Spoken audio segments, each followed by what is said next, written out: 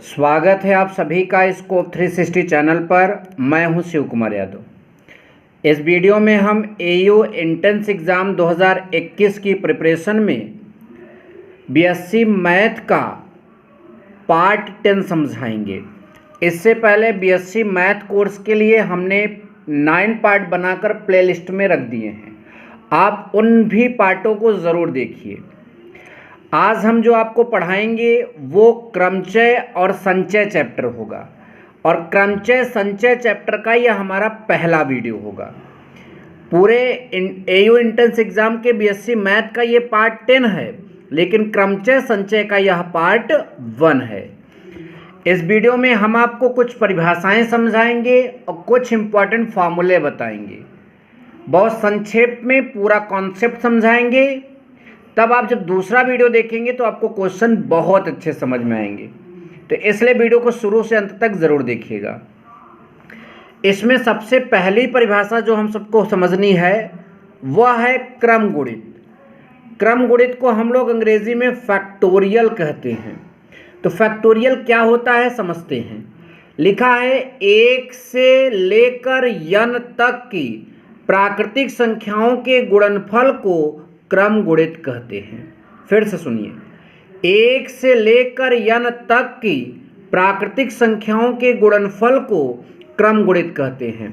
मतलब 1 से लेकर n तक की अगर आप संख्याओं का लगातार गुणा करते हैं तो ये क्रम गुणित कहलाएगा। जैसे और इसे इस चिन्ह से प्रदर्शित करते हैं। तो फैक्टोरियल n का मतलब n क्रम गुणित, मतलब n क्रम गुणित n। तो फैक्टोरियल n का मतलब 1 से n तक का गुणा करना है लगातार। तो 1 गुणित 2 गुणित 3 गुणित 4 गुणित 5 गुणित डॉट डॉट डॉट कहाँ तक, n तक। फैक्टोरियल इसी प्रकार फैक्टोरियल 1 का मान 1 होगा। फैक्टोरियल 2 को हम क्या लिखेंगे, 1 गुणित 2, मतलब 1 से स्टार्ट करिए यहाँ तक जाइए। फैक्टोरियल 3 का मतलब 1 गुणित 2 गुणित 3 तो 6 आएगा। फैक्टोरियल 4 1 गुणित 2 गुणित 3 गुणित 4। तो इस तरह से ये हमने यहाँ पर आपको 7 फैक्टोरियल तक की वैल्यूज़ भी लिख दिया है, ताकि जब क्वेश्चन आप सॉल्व करें तो आप जल्दी से कैलकुलेशन करें। मतलब जैसे अगर आपसे फैक्टोरियल 7 वहाँ पर दिखा तो आप 5040 तुरंत समझ लें। तो ये क्रम गुणित की परिभाषा आप चाहे तो लिख सकते हैं और इतनी बातों को भी आप ज़रूर याद रखें। चलिए अब बात करते हैं क्रमचय की। तो ये क्रमचय की डेफिनेशन बहुत इंपॉर्टेंट है। क्रमचय और संचय दोनों की डेफिनेशन, बच्चे कंफ्यूज रहते हैं इसमें। मैं जो बता रहा हूँ आप सीखिए, आपको कोई कन्फ्यूज़न नहीं होगी। तो क्रमचय की परिभाषा क्या है, किसी वस्तु को जितने संभावित क्रमों में रखा जा सकता है उसके प्रत्येक क्रम को क्रमचय कहते हैं। परिभाषा फिर से सुनिए, फिर उदाहरण के माध्यम से समझा रहे हैं। किसी वस्तु को जितने संभावित क्रमों में रखा जा सकता है उसके प्रत्येक क्रम को क्रमचय कहते हैं। जैसे उदाहरण है, ABC में किन्हीं भी 2 अक्षरों को एक साथ लेकर निम्नलिखित क्रमचय बनाए जा सकते हैं। मतलब ABC में कितने अक्षरों के क्रमचय हमको बनाने हैं, 2 अक्षरों के। तो क्या कहा है कि किसी वस्तु को जितने संभावित क्रम में रख सकते हैं। तो 2 वस्तुओं को हम जितने संभावित क्रम में रखेंगे तो हम 2 वस्तुओं को में से AB लिख सकते हैं, BC लिख सकते हैं, AC लिख सकते हैं और फिर BA लिख सकते हैं, फिर CB लिख सकते हैं, फिर CA लिख सकते हैं। तो इतने संभावित क्रम में हम इनको रख सकते हैं, इसलिए इसके क्रमचय जो होंगे AB, BC, AC, BA, CB और CA। ABC में से 2 अक्षर लेकर, ये बात ध्यान दीजिएगा। आई होप कि आपको क्रमचय समझ में आया है।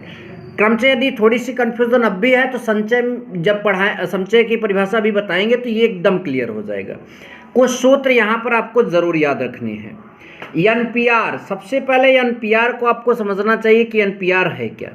मतलब n विभिन्न वस्तुओं में से यदि आप R वस्तु में लेकर क्रमचय बनाते हो तो उसका ये फार्मूला है।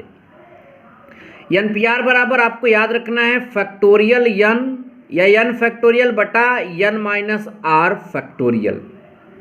और इसी को थोड़ा सा यहाँ पर इस तरह से भी आप विस्तारित कर सकते हैं। तो पूरा ये फार्मूला आप ज़रूर याद रखिए, फार्मूले से क्वेश्चन आपके ज़रूर बनेंगे, इसलिए फार्मूले याद रखिए। इसके अलावा यहाँ भी आपको कुछ दिख जाएगा, NP0 का मान सदैव याद रखिएगा 1 होगा और फैक्टोरियल 0 का मान भी कितना होगा, 1। ये दोनों बातें आपको याद रखनी है। फिर 2 बातें और याद रखनी है, क्या, n विभिन्न वस्तुओं में से बनने वाले n क्रमचयों की संख्या। यदि n वस्तुएं हैं और n वस्तुओं का क्रमचय बनाना है तो उसकी संख्या npn होगी, अर्थात फैक्टोरियल n होगी। और फैक्टोरियल n को कैसे सॉल्व करना है हमने क्रम गुणित में ही बता दिया है। अब देखिए ये वाला चीज़, यदि पुनः प्रयोग की अनुमति है, मतलब जो प्रोसेस आपसे क्रमचय में करवाया जा रहा है उसमें पुनः प्रयोग की अनुमति है, तो n में से r वस्तुओं के क्रमचयों की संख्या कितनी होगी, n पे घाते r। मतलब 5 वस्तुएं हैं और आप उसमें से 3 वस्तुओं का क्रमचय बनाना चाहते हैं और वहाँ पर पुनः प्रयोग की भी अनुमति है, मतलब जिनको आप एक बार बना लिए वो फिर से बनाए जा सकते हैं। तो जो हमारा यहाँ पर उत्तर आएगा 5 की घाते 3 होगा। आई होप कि आपने यह वाला भी समझ लिया है। अब संचय की परिभाषा समझिए, तो क्रमचय आपको फिर से, अगर कन्फ्यूज़न रहा होगा क्रमचय में तो आपको पूरा समझ में आ जाएगा। क्या लिखा है संचय में, किन्हीं दी गई वस्तुओं में से कुछ वस्तुओं को लेकर उनके क्रम को ध्यान में रखे बिना जितने समूह बना सकते हैं उनमें से प्रत्येक को संचय कहते हैं। मतलब कुछ वस्तुएं दी जाएंगी, उनमें से आप कुछ को लेकर क्रम का ध्यान नहीं देना है, तो जितने समूह बना सकते हैं वो सबके सब क्या बोले जाएंगे, संचय। वही मैंने एग्जांपल लिया, ABC में किन्हीं 2 अक्षरों को एक साथ लेकर निम्नलिखित संचय बनाए जा सकते हैं। तो हमने देखिए AB, BC और AC बनाया। आप कहोगे कि यहाँ BA क्यों नहीं होगा, क्योंकि क्या बोला है, क्रम को ध्यान में रखे बिना। AB बनाओ चाहे BA बनाओ, ये संचय में एक ही चीज़ होगा, लेकिन क्रमचय में अलग रहेगा क्योंकि वहाँ क्रम का ध्यान देते हैं। तो AB अलग क्रमचय होगा और BA अलग क्रमचय होगा। यही क्रमचय और संचय में फर्क होता है। BC AC, तो ये आपके क्रम संचय हो गए, और अगर इनके क्रमों को पलटकर और बना लोगे तो वो आपके क्रमचय हो जाएंगे। आई होप कि आपको संचय और क्रमचय की परिभाषा समझ में आ गई।